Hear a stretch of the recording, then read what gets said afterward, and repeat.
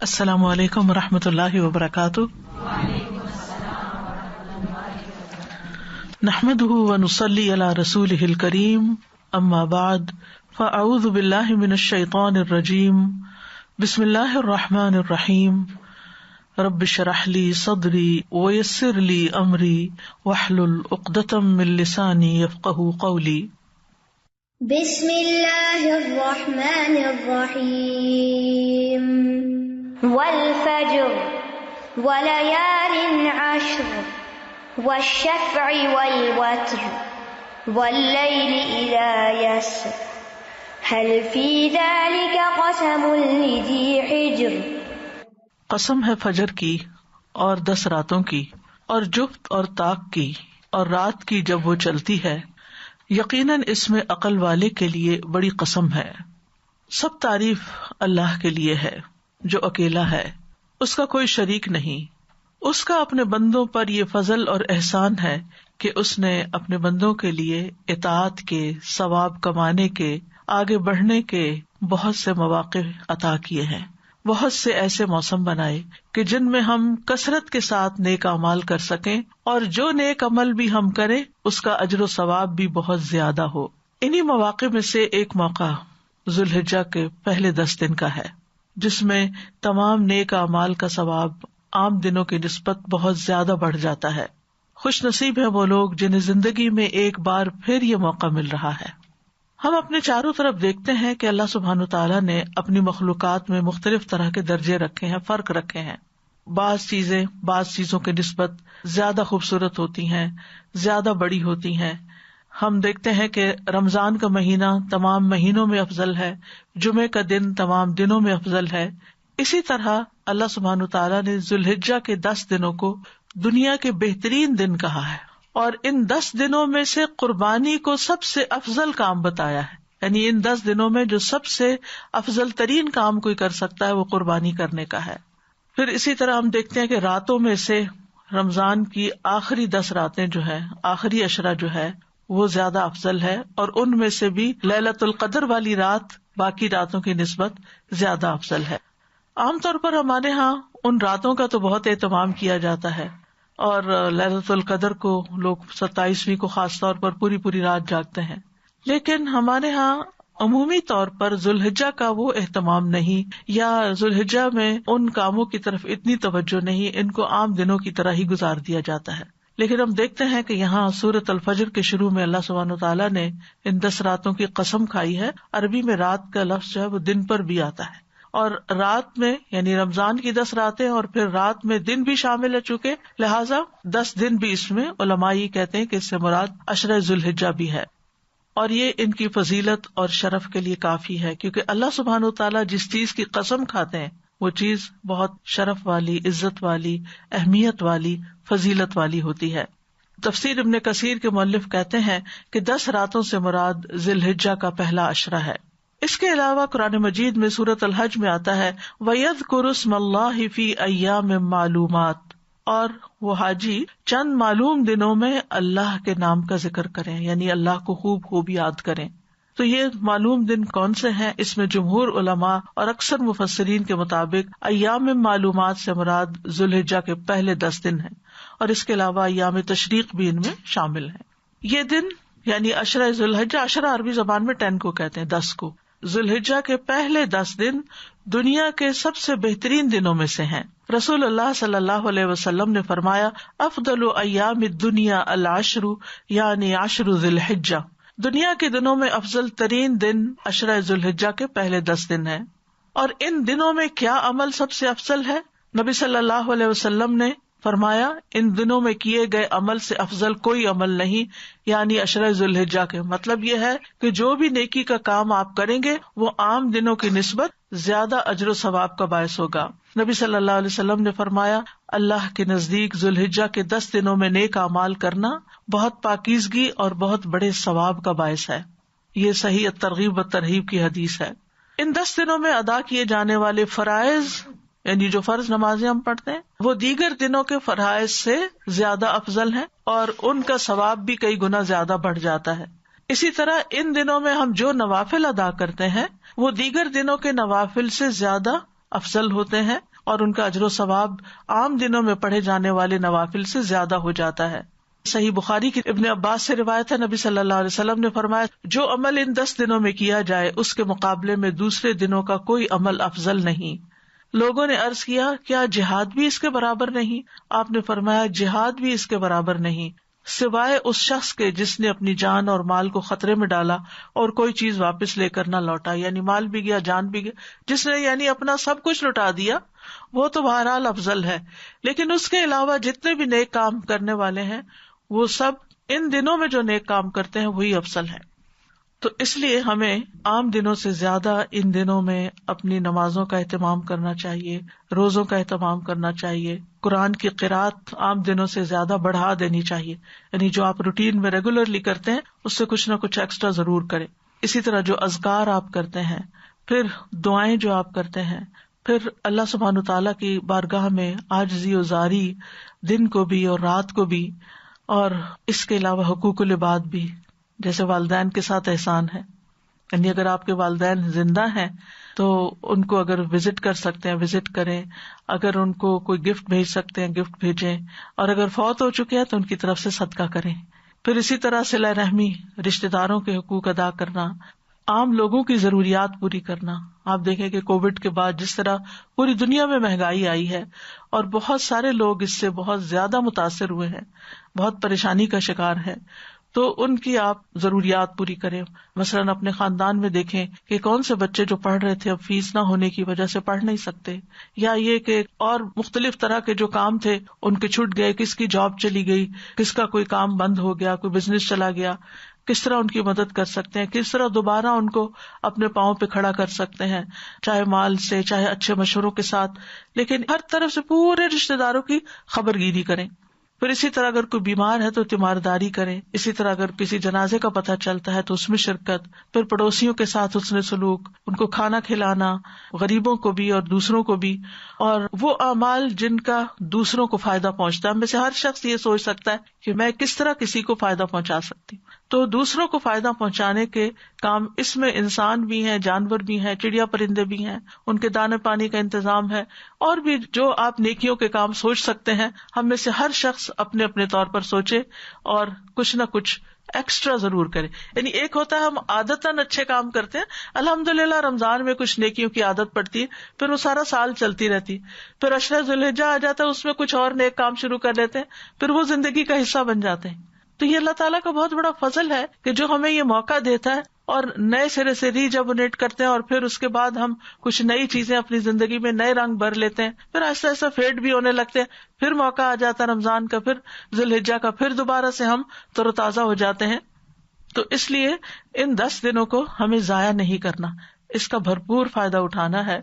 اور ان کی فضیلت کس وجہ سے زیادہ ہے؟ ابن حجر کہتے ہیں عشرہ ذی الحجہ کے باقی ایام سے امتیاز کا ایک سبب یہ معلوم ہوتا ہے کہ اس میں بڑی بڑی عبادات جمع ہو جاتی ہیں، جیسے نماز، روزہ، صدقہ اور حج. خاص طور پر حج میں خصوصاً جو کئی مناسک ہیں، جیسے طواف کرنا، کنکریاں مارنا، سعی کرنا اور قربانی کرنا، یہ تمام کام جو ہیں وہ اسی عشرے کے اندر ہوتے ہیں. اور حج جیسا کہ آپ جانتے ہیں کہ اسلام کے ارکان میں سے ایک عظیم رکن ہے، اور الحج اشہر معلومات، حج کے مہینے معلوم ہیں، اور اس میں شوال، ذوالقعدہ اور ذوالحجہ کے پہلے 10 دن یعنی حج کے مہینوں میں آتے ہیں. اور حج مبرور کا بدلہ یا ثواب جو ہے وہ جنت کے سوا کچھ نہیں. یعنی حج مبرور جو ہے وہ جنت میں لے جانے والا عمل ہے. کل ہی ہم پڑھ رہے تھے رمی کے بارے میں. حج میں ہر سٹیپ پر آپ کو بہت زیادہ اجر ملتا ہے. جیسے سعی کرنے کا آپ کو 70 گردنیں آزاد کرنے کا اجر ملتا ہے. اسی طرح آپ جب رمی کرتے ہیں تو ہر کنکری مارنے کے بدلے ایک ایسا کبیرہ گناہ معاف ہوتا ہے جو انسان کو ہلاک کر دینے والا ہے. اب اگر انسان کو یہ پتا چل جائے کہ میری بخشش ہو جائے گی تو انسان دنیا میں ہر کام کرنے کو تیار ہو. دنیا میں اگر کسی چھوٹی سی مصیبت میں بھی انسان پھنستا ہے تو سب کچھ لگا دینے کو تیار ہو جاتا ہے. لیکن آخرت کی مصیبت اور آخرت کی تکلیف سے بچنے کے لیے اگر انسان کو حج کا موقع ملے تو اس سے بڑی خوش قسمتی کیا ہو سکتی ہے. ان 10 دنوں میں یوم الترویہ بھی ہے جو احرام باندھنے کا دن ہے. ان میں یوم عرفہ بھی ہے جس میں سب سے زیادہ اللہ تعالیٰ بندوں کے گناہ معاف کرتے ہیں. نبی صلی اللہ علیہ وسلم نے فرمایا بے شک اللہ عز و جل عرفہ کی شام اہل عرفہ کے ذریعے اپنے فرشتوں کے سامنے فخر فرماتا ہے اور کہتا ہے کہ میرے ان بندوں کو دیکھو جو میرے پاس پراگندہ حال اور غبار آلود ہو کر آئے ہیں. اور یہ آگ سے آزادی کا دن ہوتا ہے. رسول اللہ صلی اللہ علیہ وسلم نے فرمایا اللہ عرفہ کے دن سے زیادہ کسی دن اپنے بندوں کو دوزخ سے آزاد نہیں کرتا. یعنی پورے سال میں سب سے زیادہ جو لوگوں کو آگ سے رہائی ملتی ہے وہ عرفہ کے دن ملتی ہے. اور اللہ اپنے بندوں کے قریب ہوتا ہے.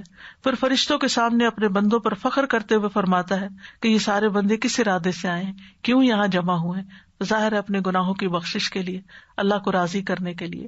اور یہ حاجیوں اور غیر حاجیوں کے لیے معافی کا دن ہے. نبی صلی اللہ علیہ وسلم نے فرمایا تمہارا دوپہر کے بعد عرفات میں کھڑے ہونا ایسا ہے کہ اللہ تعالیٰ آسمان دنیا پہ نازل ہوتے ہیں, فرشتوں سے تم پہ فخر کرتے ہیں, فرماتے ہیں کہ میرے بندے میرے پاس کھلے اور گہرے راستے سے پراگندہ حال میں آئے ہیں جو میری رحمت اور جنت کے امیدوار ہیں. بس اگر تمہارے گناہ ریت کے ذروں یا بارش کے قطروں یا سمندر کی جھاگ کے برابر بھی ہوں تو میں انہیں بخش دوں گا. میرے بندوں لوٹ جاؤ, تم بخش دیے گئے, اور ان کی بھی مغفرت ہے جن کی تم نے سفارش کی. یعنی جو حاجی وہاں جا کر آپ کے لیے بخشش کی دعا کرتے ہیں وہ آپ کے حق میں بھی قبول ہوتی ہے, اور پیچھے والوں کی بخشش کا بھی اعلان ہوتا ہے. اور اس کے علاوہ یہ ہے کہ جو پیچھے جو نہیں جا سکے, جو یہیں پر ہیں, وہ 9 تاریخ کا یعنی عرفہ کے دن کا روزہ رکھیں, کیونکہ عرفہ کے دن کا روزہ جو ہے اس کے بارے میں آپ سے پوچھا گیا تو فرمایا کہ یہ گزرے ہوئے 1 سال اور آنے والے سال کے گناہوں کا کفارہ بن جاتا ہے. اور اس میں جو کہ جب عرفات میں حاجی کھڑے ہوں تو ہم بھی اپنے طور پر اللہ تعالیٰ سے دعائیں کہ اللہ تعالیٰ ہمیں بھی معاف فرما دے اور اپنی رحمت سے نوازے. عرفہ کا دن اس لحاظ سے بھی بہت اہم ہے کہ اللہ سبحانہ تعالیٰ نے اس دن اپنے دین کو مکمل کیا تھا. نبی صلی اللہ علیہ وسلم پر یہ آیت اتری تھی الیوم اکملت لکم دینکم واتممت علیکم نعمتی ورضیت لکم الاسلام دینا. آج میں نے تمہارے لیے تمہارا دین مکمل کر دیا اور تم پر اپنی نعمت پوری کر دی.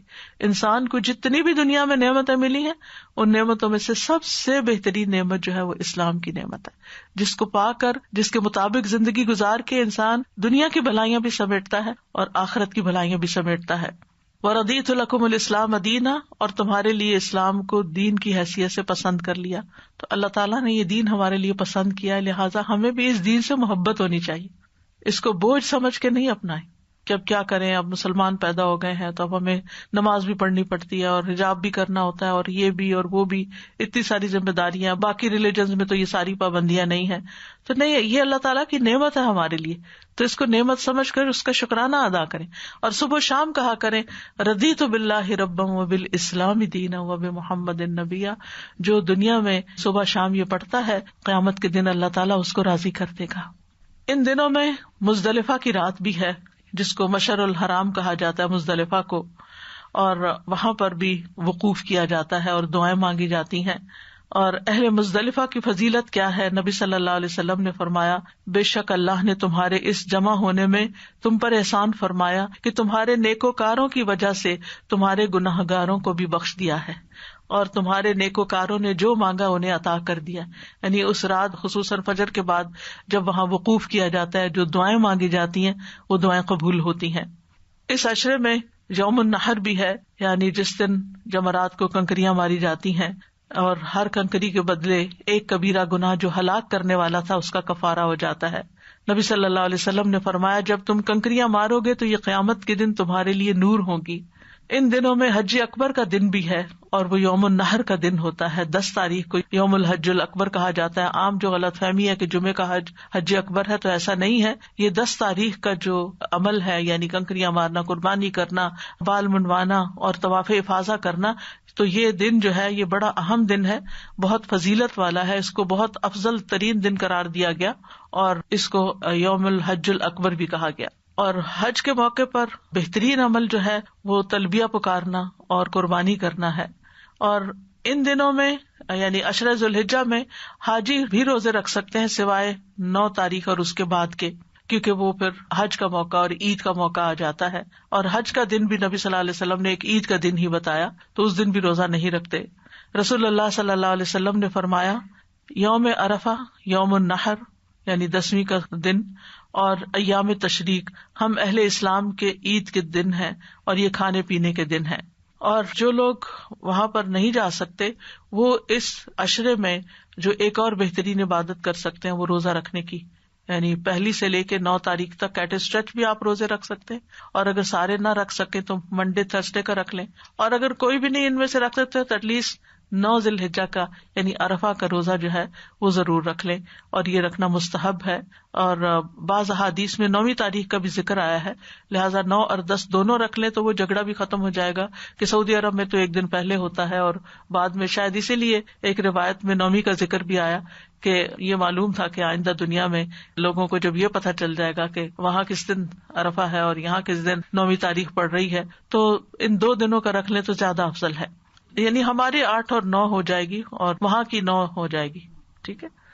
پھر اسی طرح سلف صالحین جو تھے ان دنوں میں انتھک عبادت کرتے تھے، یعنی عام دنوں سے زیادہ وہ عبادت کی کوشش کرتے تھے اور نیکی کے مختلف کام کرنے کی شدید رغبت رکھتے تھے.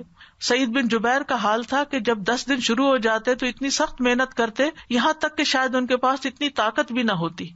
ان 10 راتوں کی عبادت کی بہت ترغیب دیتے اور وہ کہتے کہ ان 10 راتوں میں اپنے لیے دیے بجھایا نہ کرو، یعنی راتوں کو بھی عبادت کرو. اور آپ دیکھیں کہ آپ کے ہاں تو عشاء جو ہے وہی 11 بجے شروع ہو رہی ہے، تو اگر مغرب اور مغرب کے بعد اور عشاء کے بعد کچھ جاگ لیا جائے اور کچھ ایکسٹرا نوافل پڑھ لیے جائیں، اگر فجر سے پہلے نہیں بھی اٹھنے کی ہمت پڑتی کیونکہ لمبے دن ہیں، بعض اوقات لوگ تھک جاتے ہیں، تو عشاء کی نماز پڑھنے کے بعد کچھ ایکسٹرا نوافل بھی قیام اللیل میں شمار ہو جاتے ہیں، اور اس وقت دعائیں پڑھ کے اور دعائیں مانگ کے آپ سو سکتے ہیں. ابو عثمان نہدی کہتے ہیں نیک لوگ 3 قسم کے دنوں کی تعظیم کرتے: رمضان کے آخری 10 دن، ذو الحجہ کے پہلے 10 دن اور محرم کے پہلے 10 دن، کیونکہ محرم بھی حرمت والا مہینہ ہے اور اللہ کا مہینہ اس کو کہتے ہیں، اور اس مہینے میں بھی آپ صلی اللہ علیہ وسلم سے کثرت سے روزے رکھنا جو ہے وہ مروی ہے، تو ان دنوں کے بھی آپ یعنی پلان کر سکتے ہیں. تو ان دنوں کو اللہ تعالیٰ کی اطاعت اور قربت والے کاموں سے آباد کرنا چاہیے، اور اپنے عام روٹین کے دنوں کی طرح ان دنوں کو نہیں گزارنا چاہیے. زیادہ سے زیادہ نیکیاں کرنی چاہیے اور نیکیاں خوشی سے کرنی چاہیے.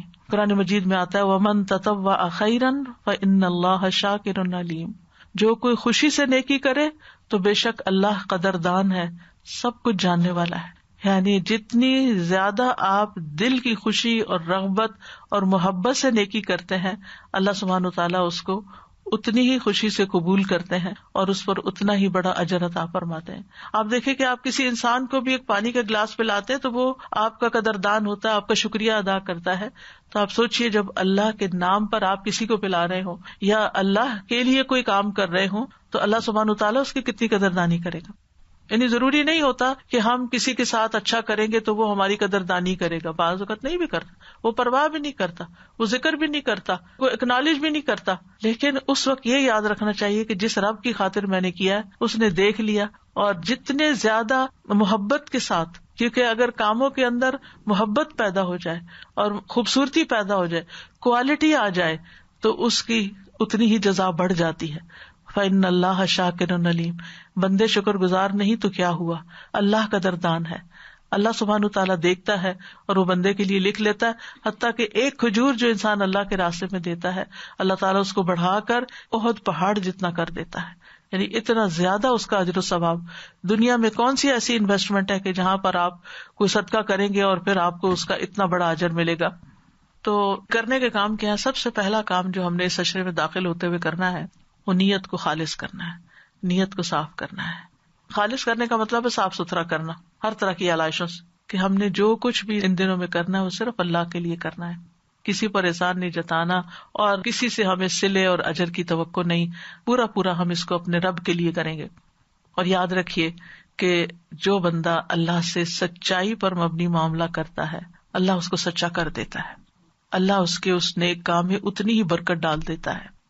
اب یہ اخلاص کا مطلب کیا ہے؟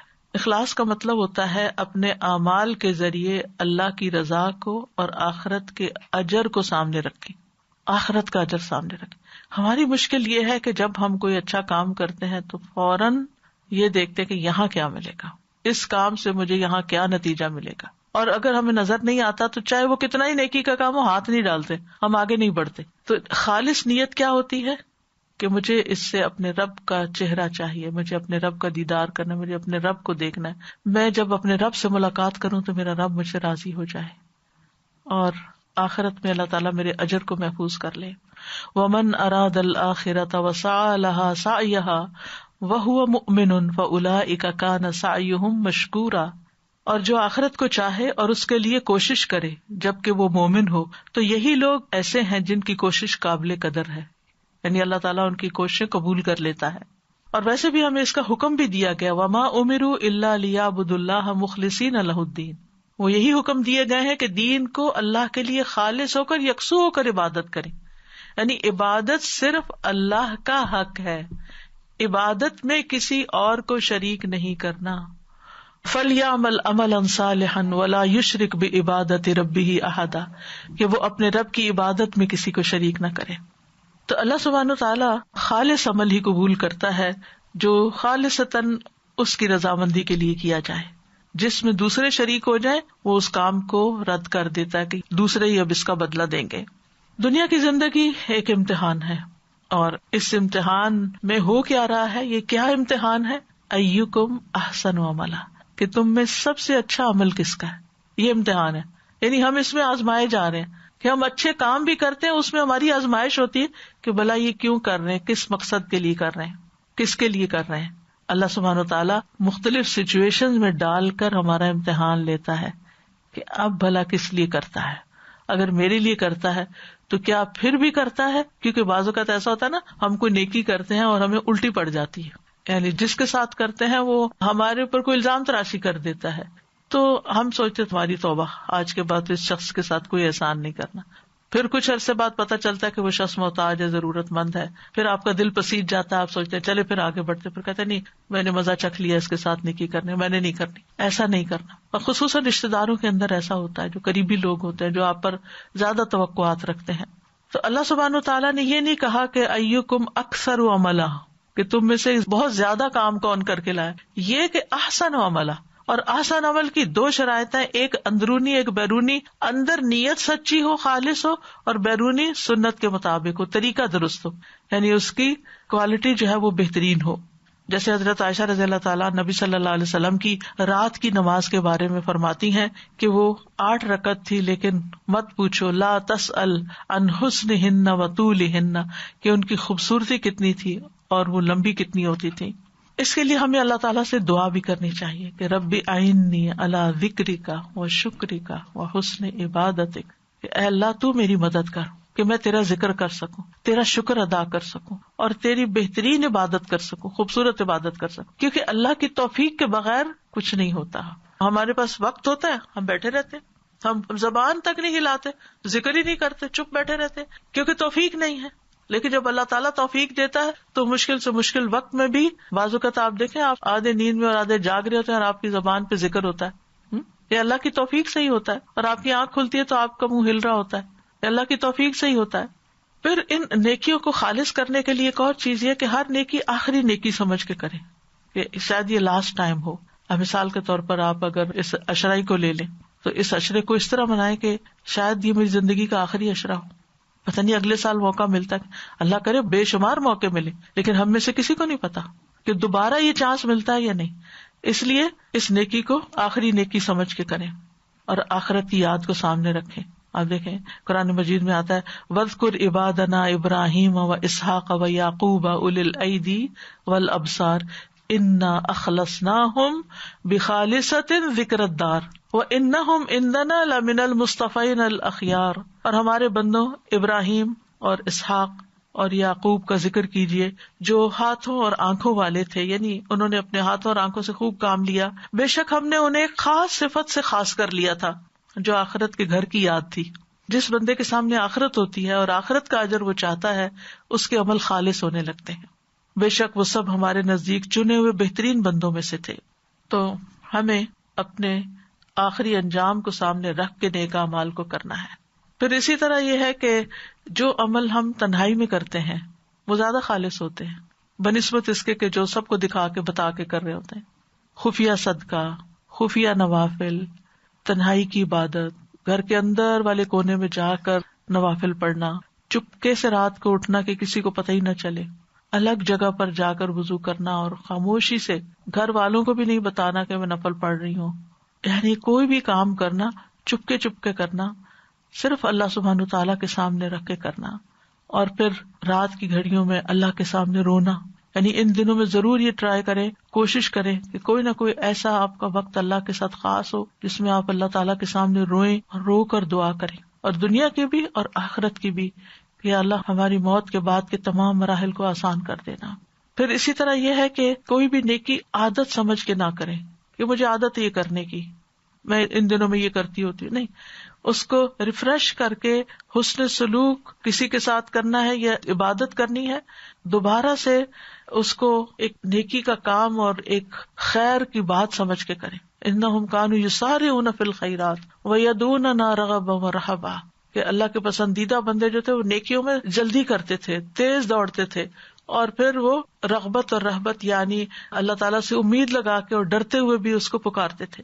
پھر اسی طرح یہ ہے کہ ہر طرح کی نیکی کرنے کی کوشش کریں، کیونکہ بعض اوقات ہم چند مخصوص کام کر رہے ہوتے ہیں نا، تو ہم ان کو کافی سمجھ لیتے ہیں. مثلا ہم سمجھتے ہیں ہم تو قرآن کے طالب علم ہیں اور ہم تو قرآن حفظ کر رہے ہیں اور ہم ترجمے سے پڑھ رہے ہیں اور ہم بہت ساری نیکیاں کر رہے ہیں، تو اب یہ نیکی تو کوئی بھی کر لے گا، یہ کوئی اور کر لے گا. کتنے کام ہیں کہ جن کو ہم سمجھتے ہیں یہ کوئی اور کر لے گا، جبکہ وہ ہمیں کرنا چاہیے. ہمیں نہیں پتا کہ کوئی چھوٹی سی نیکی ہمارے کام آ جائے گی یا کوئی بڑی نیکی، تو بڑی بھی کریں اور چھوٹی بھی کریں، یعنی جو موقع مل جائے. کسی نیکی کو اپنی شان کے خلاف نہ سمجھیں کہ اب میرا اتنا بڑا مقام اور مرتبہ ہو گیا ہے تو میں اب یہ چادریں بچھاؤں یا مسجد صاف کروں یا میں یہ جوتے سیدھے کر دوں یا میں یہ راستے میں ٹشو پڑا ہوا یہ اٹھاؤں، یہ تو جس کا کام ہے وہی کرے گا. نہیں، اگر مجھے موقع مل رہا اور میں گزر رہا ہوں اور مجھے نظر آ گئی ایک چیز تو میں ہی کر لوں. حدیث میں آتا ہے لا تحتقرن من المعروف شیئا، نیکی کے کسی کام کو حقیر نہ سمجھو. جسے ہم حقیر سمجھ رہے ہو سکتا ہے وہ اللہ کے نزدیک بڑا ہی عظیم ہو، کیونکہ وہ ہمارے نفس پہ باری ہے. اچھا، ہر شخص کے ساتھ یہ ہوتا ہے، کچھ نیکیاں اس کے نفس پہ بڑی خوشگوار ہوتی ہیں، آسان ہوتی ہیں، اور کچھ بڑی بھاری ہوتی ہیں. اور بعض اوقات کوئی چھوٹا سا کام ہوتا ہے وہ ہمارے نفس پہ بڑا بھاری ہو جاتا ہے، ہمیں ایک آر آتی ہے اس کام کے کرنے سے. تو اپنے نفس کے خلاف جا کر اس کو کریں تو انشاءاللہ اس کا اجر بھی بہت زیادہ ہوگا. اور پھر آپ کچھ بھی کر کے نا مطمئن نہ ہو کہ ہم نے بہت کچھ کر لیا، مطمئن نہیں ہونا، ابھی تو اور بھی کرنے کی، ابھی تو کچھ نہیں کیا. آپ دیکھیں اہل جنت جنت میں جا کر نا کسی چیز پہ ریگریٹ نہیں کریں گے سوائے ان اوقات کے کہ جو دنیا میں انہوں نے اللہ کے ذکر کے بغیر گزارے یا نیکی کے موقع کو گنوا دیا. قیامت کا دن بھی یوم الحسرہ ہے، تو اس دن نہ حسرت ہو کہ ہمارے پاس اتنے قیمتی دن آئے اور ہم نے کچھ کیا ہی نہیں، ان میں ایسے ہی وقت ضائع کر دیا. بہت کچھ کر کے بھی دلوں میں اللہ کا ڈر رہنا چاہیے. دوسرا کام یہ ہے کہ جب ذوالحجہ کا چاند نظر آئے تو دعا پڑھیں، یعنی اللہم اہلہ علینا بالامن والایمان والسلامۃ والاسلام لما تحب وترضى یا ہلال ربی وربک اللہ. تو آج شام ضرور اہتمام کریں کہ چاند نظر آئے، اور اگر اعلان ہو جائے تو آپ نے آنکھوں سے نہیں دیکھا پھر بھی دعا پڑھ لیں کہ اللہ اس مہینے کو ہمارے لیے برکت کا، سلامتی کا مہینہ بنا دے. پھر ایک اور اہم کرنے کا کام یہ ہے کہ سچی توبہ کریں. یعنی بعض اوقات ہم کرنے کے کاموں کی لسٹ بنا لیتے ہیں اور جو پچھلی زندگی میں گناہ کیے ہیں ان کی پرواہ نہیں کرتے، یا کوئی بری عادتیں ہوتی ہیں ہماری ان کو ہم نہیں چھوڑتے. تو اس لیے کوئی بھی اپنا گناہ یاد آئے، نہیں بھی یاد آتا تو دماغ پہ زور ڈال کے پچھلی ساری زندگی کو دیکھیں میں نے کہاں کہاں اللہ کی نافرمانیاں کی، وہ کون سے اوقات ہیں کہ جہاں میں نے اللہ کی قائم کردہ حدود توڑی کہ اللہ نے مجھے ایک کام کرنے کا حکم دیا تھا اور میں نے نہیں کیا. تو ان کے اوپر توبہ اور آئندہ سے ان گناہوں سے کنارہ کشی، سابقہ گناہوں پہ ندامت. اور بہترین خطا کار توبہ کرنے والے ہوتے ہیں. نبی صلی اللہ علیہ وسلم نے فرمایا ہر انسان خطا کار ہے اور بہترین خطا کار وہ ہیں جو توبہ کرتے ہیں. اور توبہ مرتے دم تک کرتے رہنا چاہیے. انسان سے یہ مطلوب ہے کہ وہ جب اللہ کی طرف متوجہ ہونا چاہتا ہے، نیکی کا کام کرنا چاہتا ہے تو پہلے توبہ کر لے، کیونکہ گناہ نیکیوں میں رکاوٹ بنتے ہیں. یہ جو ہمارے اوپر ایک بوجھ سا پڑ جاتا ہے نا اور ہم نیکی نہیں کر پاتے، تو اس کی بنیادی وجہ کیا ہوتی ہے کہ ہمارا کوئی گناہ ہوتا ہے جو ہمیں بوجھل کیے ہوئے ہوتا ہے، وہ ہمیں پکڑے ہوئے ہوتا ہے اور ہم آگے نہیں بڑھ سکتے، وہ ہمارے راستے کا رکاوٹ اور ہرڈل بنا ہوا ہوتا ہے. تو توبہ سے وہ رکاوٹ ہٹ جاتی ہے اور نیکیوں میں دوڑ لگ جاتی ہے. انہم کانوا یسارعون فی الخیرات. انبیاء کیوں نیکیوں میں اتنی سبقت کرتے تھے، دوڑتے تھے، آگے نکل جاتے؟ کیونکہ وہ معصوم تھے، وہ گناہ نہیں کرتے تھے. ہم گناہ گار لوگ ہیں، لہٰذا ہمارے گناہ ہی ہمارے رستے میں آ جاتے ہیں. قرآن مجید میں آتا ہے وَمَن لَّمْ يَتُبْ فَأُولَٰئِكَ هُمُ الظَّالِمُونَ، جو توبہ نہ کریں وہ ظالم لوگ ہیں، وہ اپنی جانوں پہ ظلم کر رہے ہیں. پھر اگلی بات یہ ہے کرنے کے کاموں میں کہ اپنے عزم اور ارادے کو پختہ کریں.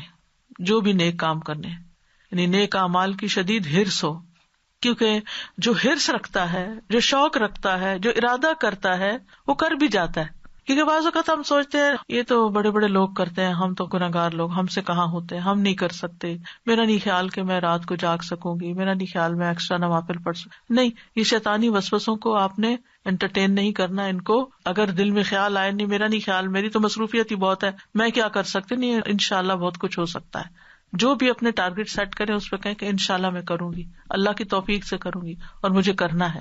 والذین جاہدوا فینا لنہدینہم سبلنا، جو لوگ ہمارے راستے میں جدوجہد کرتے ہیں ہم انہیں اپنے راستے دکھا دیتے ہیں. سبحان اللہ، نیکی کے ایسے ایسے مواقع سامنے آ جاتے ہیں کہ آپ خود حیران ہو جاتے ہیں. آپ گھر بیٹھے ہوتے ہیں، آپ کو کہیں سے کوئی پیغام آ جاتا ہے، فلاں شخص ضرورت مند ہے، کوئی بیمار ہے، کسی کے لیے دعا کا کہا جا رہا ہوتا ہے، کسی کے لیے مدد کا کہا جا رہا ہوتا ہے، کسی کو کسی طرح مشورے کا کہا جا رہا ہوتا ہے. تو آپ گھر بیٹھے صرف اپنے فون کے ذریعے ہی کیا کچھ کر جاتے ہیں. آپ اسی جگہ بیٹھے ہوئے اور آپ نے بڑی بڑی نیکیاں کما لی. جو ہی کسی نے دعا کے لیے کہا آپ نے وہی فون رکھا، اپنے اللہ کے حضور حاضر ہو گئے.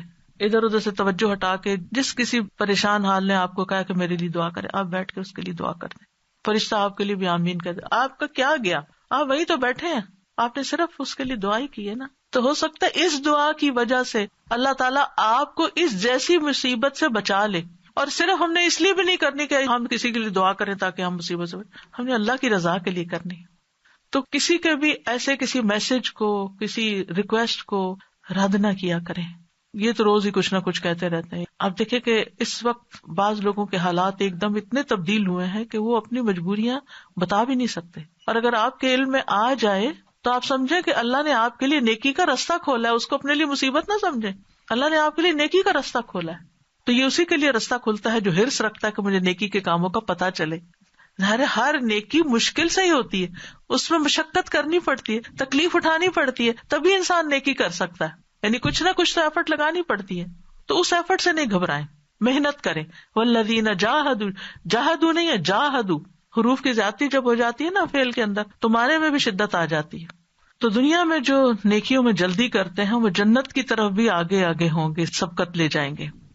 قرآن مجید میں آتا ہے والذین یؤتون ما آتوا وقلوبهم وجلۃ انہم الی ربہم راجعون اولئک یسارعون فی الخیرات وہم لہا سابقون. اور انہوں نے جو کچھ دیا اس حال میں دیتے ہیں کہ ان کے دل ڈر رہے ہوتے ہیں کہ یقیناً وہ اپنے رب کی طرف لوٹنے والے ہیں، بس تھوڑے ہی دن رہ گئے ہیں دنیا میں، واپسی کا سفر شروع ہو چکا ہے. یہ لوگ ہیں جو نیک کاموں میں جلدی کرتے ہیں اور یہی ان کی طرف آگے نکل جانے والے ہیں. یعنی جن کو یہ خیال ہوتا ہے نا کہ رب کی طرف واپسی ہے، جا رہے ہیں اس کی طرف، ملاقات ہے اس سے، تو پھر وہ نیکی کے کام میں تاخیر نہیں کرتے. اور والسابقون السابقون اولئک المقربون فی جنات النعیم ثلۃ من الاولین وقلیل من الآخرین. اور جو پہل کرنے والے ہیں وہی آگے بڑھنے والے ہیں، جو پہل کرنے والے ہیں وہی آگے بڑھنے والے ہیں. تو نیکی کے کاموں میں پہل کر لیں. یہی لوگ مقرب ہیں جو نعمتوں والے باغوں میں ہوں گے، پہلوں میں سے بہت ہوں گے، پچھلوں میں سے کم ہوں گے. یعنی جو وقت گزرتا جائے گا قیامت کے قریب ایسے لوگ کم رہ جائیں گے. یاد رکھیے نیکی کا شوق اسی وقت ہوتا ہے جب اللہ سے محبت ہوتی ہے. اگر آپ کے دل میں اللہ کی محبت ہے نا تو اللہ کی خاطر آپ کچھ بھی کرنے کو تیار ہو جائیں گے، کیونکہ محبت انسان سے سب کچھ کروا لیتی ہے. آپ کو اپنے بچے سے محبت ہوتی ہے، آپ اس کے لیے کیا نہیں کرتے، ہر طرح سے تھکتے ہیں، ہر تدبیر کرتے ہیں اس کو آرام پہنچانے کے لیے، اس کے فیوچر کو بنانے کے لیے، اس کو مشکل سے نکالنے کے لیے. آپ دیکھیں اگر کسی کا بچہ کنویں کی طرف جا رہا ہو تو ماں کیا کرے گی؟ باپ کو بلائے گی، وہ دیکھیں وہ بچہ کنویں کی طرف جا رہا ہے، آپ آ جائیں. اگر کہے میں بزی ہوں تم خود ہی کر لو تو آپ کہیں نہیں پھر میں بھی نہیں کر رہی. کریں گے ایسے؟ بچے کو اگر بھوک لگی ہو تو آپ کیا کریں گے؟ آپ یہ کہیں گے کہ اس وقت گھر میں تو گروسری نہیں ہے تو ٹھیک ہے، گروسری نہیں آئے گی تو میں بھی کھانا نہیں پکاؤں گی. بیٹھے رہے بچے بھوکے، ہسبینڈ تعاون نہیں کرتا، وہ کچھ کرتا نہیں، اس کو بلیم کرنا شروع کر دیں. آپ کیا کرتے ہیں؟ آپ اٹھتے ہیں کوئی بریڈ کا پیس ہی ڈھونڈتے ہیں, کوئی باسی روٹی دیکھتے ہیں, یعنی کئی طریقے اختیار کر لیتے ہیں نا کہ اس وقت بچہ بھوکا ہے, اس وقت لڑائی کا وقت نہیں ہے اور بلیم کرنے کا وقت نہیں ہے, مجھے اس بچے کی بھوک مٹانی ہے, تو آپ اس کے لیے اٹھ جاتے ہیں, کام کچھ کر لیتے ہیں. وہ رو رہا ہو تو آپ یہ تھوڑی کہتے ہیں کہ میں اینالائز کروں اس کے رونے کی وجہ کیا ہے, اور یہ سب باتیں چھوڑ دیتے ہیں. آپ اٹھ کے اس کو چپ کراتے ہیں, اس کی وجہ معلوم کر, اس کو دلاسا دیتے ہیں. تو آپ دیکھیے کہ اسی طرح انسانوں میں سے بھی جو لوگ ہمارے ضرورت مند ہوتے ہیں, تو اس وقت ہم مشورے کرنے نہیں بیٹھ جاتے. اس وقت ہمیں دنیا کی سیاست کو اور کووڈ کو لے کے بیٹھ جانا اور بحثیں کرنا, یعنی لوگوں پہ مصیبت کا وقت آیا ہوا ہے اور ہم اکثر صرف بحث مباحثہ کر کے کون رائٹ ہے کون رانگ ہے اور کس کی کیا پالیٹکس ہے, کس وجہ سے ملک کے حالات خراب ہوئے ہیں, کس نے کیا کر دیا, کون کیا کر رہا ہے, ان باتوں میں پڑھنے کی بجائے آپ دیکھیں میں کیا کر سکتی, اتنے چھوٹے مننے سے دائرے کے اندر رہتے ہوئے میں کیا کر سکتی. آپ اپنا کام کر لیں, صرف باتیں کر کے خود کو تسلی نہ دیں کہ فلاں کا قصور ہے اور فلاں کی ذمہ داری ہے اور فلاں کا, جو بھی ذمہ دار ہے اس وقت جو بھوکا ہے اس کی بھوک مٹانا اصل کام ہے. اس وقت بحث مباحثے میں پڑھنے کا وقت نہیں ہے.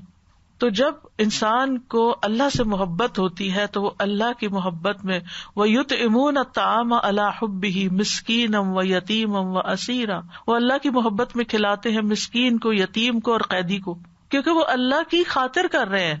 تو اس لیے ان کا فوکس کیا ہے کہ مجھے اللہ کی محبت میں کچھ کرنا ہے, اور وہ کر جاتے ہیں.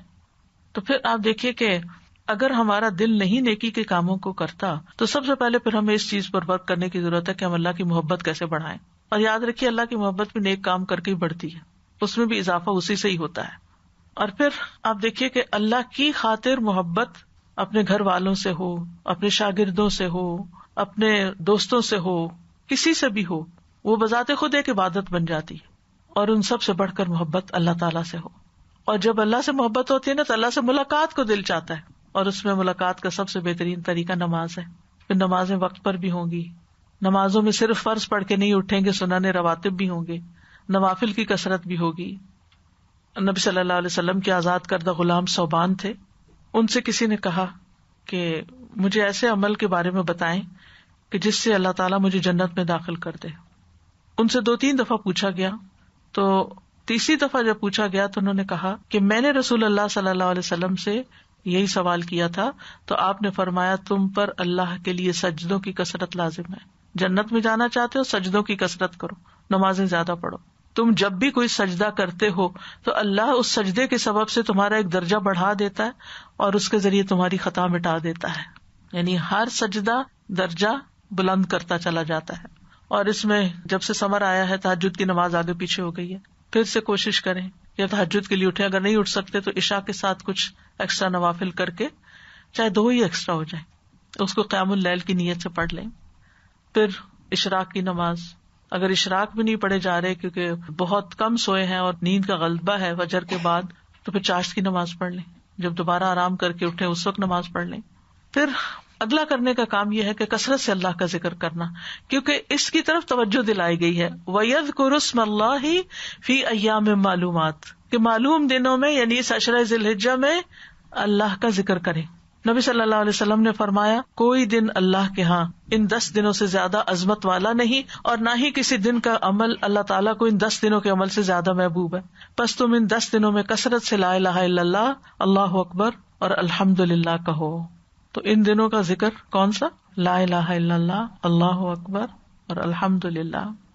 نبی صلی اللہ علیہ وسلم نے فرمایا کیا میں تمہیں تمہارا بہترین عمل نہ بتاؤں جو تمہارے مالک کے نزدیک اچھا اور پاکیزہ ہے اور تمہارے درجات میں سب سے بلند ہے اور سونا چاندی خرچ کرنے سے بہتر ہے اور اللہ کی راہ میں جہاد کرتے ہوئے تمہارے کفار کی گردنیں مارنے اور ان کے تمہاری گردنیں مارنے سے بھی افضل؟ صحابہ نے عرض کیا کیوں نہیں؟ آپ نے فرمایا اللہ کا ذکر.